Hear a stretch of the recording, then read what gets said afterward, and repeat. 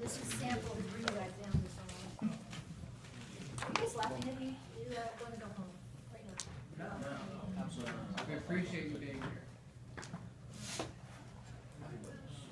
Needle and Thread is considering expanding one of its production facilities to build a new line of sewing kits. No one sews anymore, this bullshit.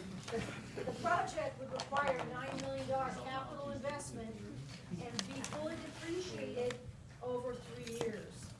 They believe they can salvage $300,000 for the equipment at that time, meaning they can sell it for $300,000 at year 3.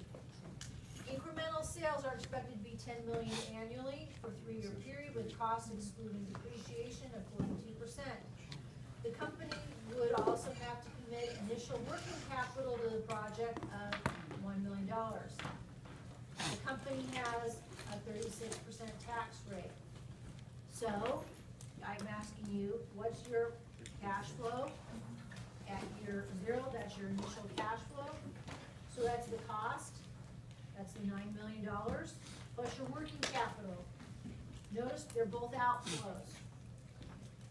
So you have your initial cash flow is $10 million negative, out the door. Took you $9 million to buy it, and it's taking you $1 million to implement it. So you have to include the $1 million it's taking you to put that into place.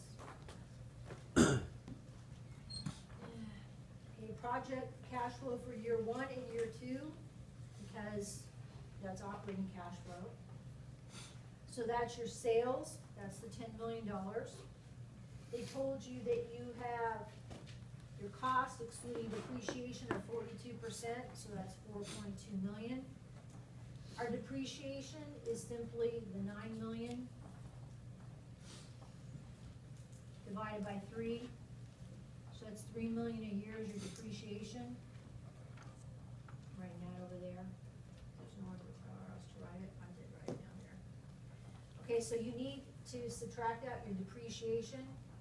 So your earnings before tax is $2,800,000. Now I gotta figure out my tax. They told me my tax rate is 36%. I'm gonna double check this. So I'm gonna take my $2,800,000, maybe.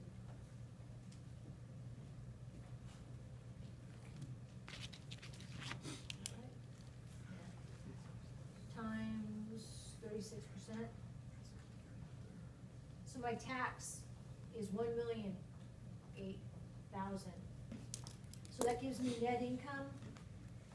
Subtract the tax from my earnings before tax. That gives me net income of $1,792,000. Don't forget this, you have to add back your depreciation for my cash flow.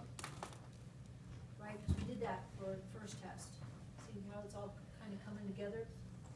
So, once you add back the depreciation, your operating cash, your cash flow for year 1 and year 2 is that. Now, year 3 is trickier because you have the sale of the equipment. So you're gonna have this cash flow plus whatever you get in your terminating cash flow. So they told you that you're gonna get $300,000, right? They said you believe you're gonna get $300,000. That's what you're gonna get paid. This one's easy. You depreciated it down to a book value of 0, right? Every year you've depreciated $3 million.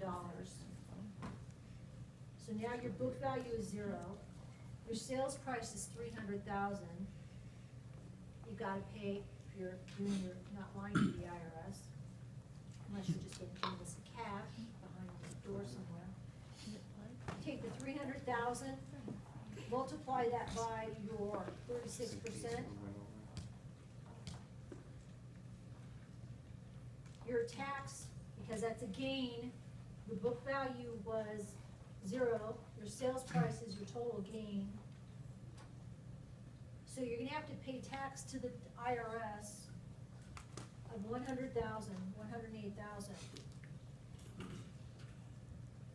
And that gives you a subtotal of $192,000.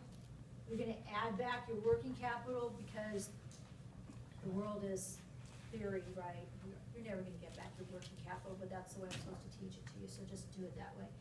Always add it out, take it out of your initial cash flow, add it back to your terminating.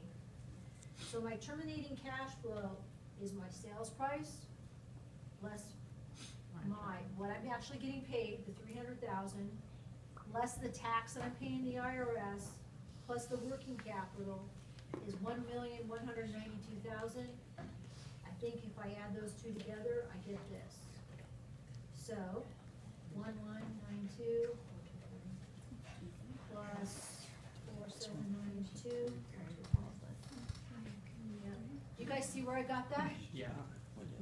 Okay, so it's my operating cash flow plus my terminating cash flow, because they overlapped. So you took the 36% depreciation immediately from the sales price versus taking it from the 10 million annual, though. How did that? Why did you take? Let me ask this a different way.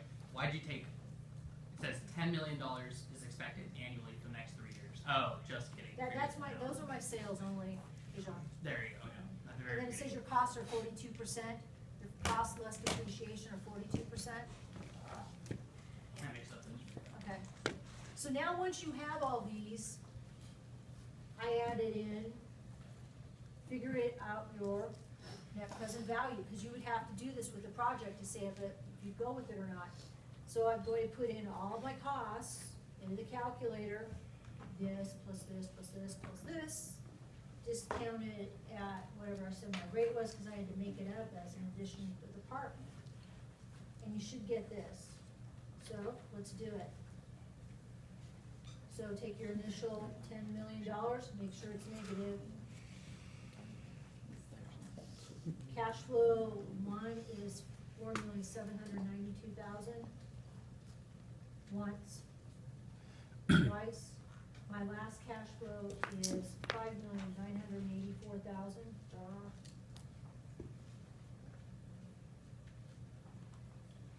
10% is my discount rate, down arrow key, net present value. When I do the project at a 10% required rate of return? Yeah, what else do I know? Is my IRR greater than or smaller than the 10%? It's Greater than, greater. right?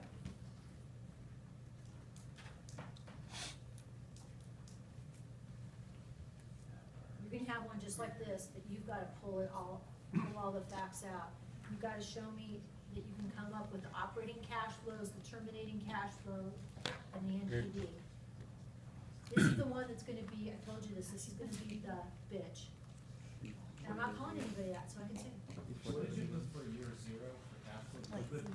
I put in the negative $10 million. Oh, you put the whole time. Yeah, that's your initial cash flow, and you have to put that in. So I took you past 8 o'clock by 3 minutes, I think I'm pretty good. I covered everything you need to know on the test. If you look at the index cards, do the sample problems that I gave you tonight and in your class. And the other things, the miscellaneous concepts, you should be good. I'm focusing on what's on the